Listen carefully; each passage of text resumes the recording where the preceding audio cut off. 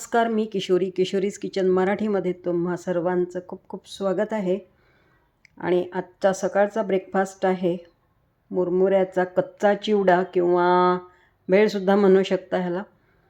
तर मस्त असा चटपटीत कच्चा चिवडा झालेला होता आणि हा मिस्टरांनी केलेला आहे. कसा केला आहे तर चला बघूयात आता.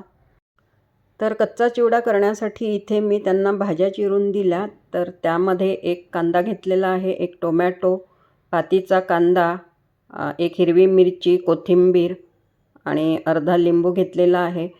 तर हे सर्व साहित्य मी त्यांना चिरून दिलं. त्यानंतर त्यांनी एका मोठ्या भांड्यामध्ये मुरमुरे घेतले आहेत, एक लेमन भेलचा पॅकेट घेतलेला आहे, एक इन्स्टंट भेलचा पॅकेट घेतलेला आहे.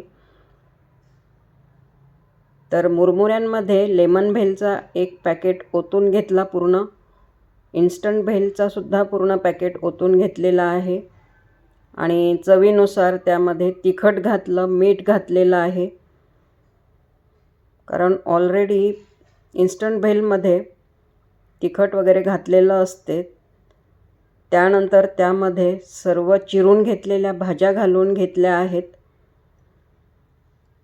तर असा हा चिवडा जो आहे, कच्चा चिवडा जो आहे, एकदम झटपट तयार होतो, फारसा वेळ लागत नाही. आणि घरी कुणी पाहुणे आले असतील किंवा आपल्याला सकाळी नाश्त्याला काय करावं असंही सुचत नसेल किंवा सायंकाळच्या छोट्या भुकेसाठी सुद्धा हा कच्चा चिवडा झटपट तयार होतो.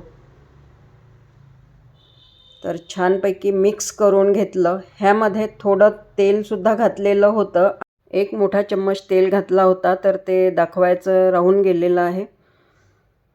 तर असं मस्त झटपट तयार झालेला आहे हा कच्चा चिवडा. तर आजचा हा चटपटीत कच्चा चिवडा किंवा भेळ तुम्हाला कशी वाटली तर मला कमेंट करून नक्की कळवा. आणि रेसिपीला लाईक करा, शेअर करा आणि चॅनलला अजूनपर्यंत तुम्ही सबस्क्राईब केलं नसेल तर प्लीज सबस्क्राईब करा.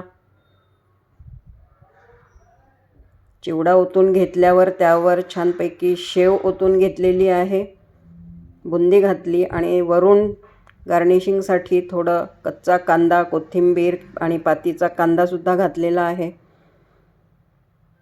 चला तर पुन्हा भेटूयात अशाच छानशा रेसिपीसोबत.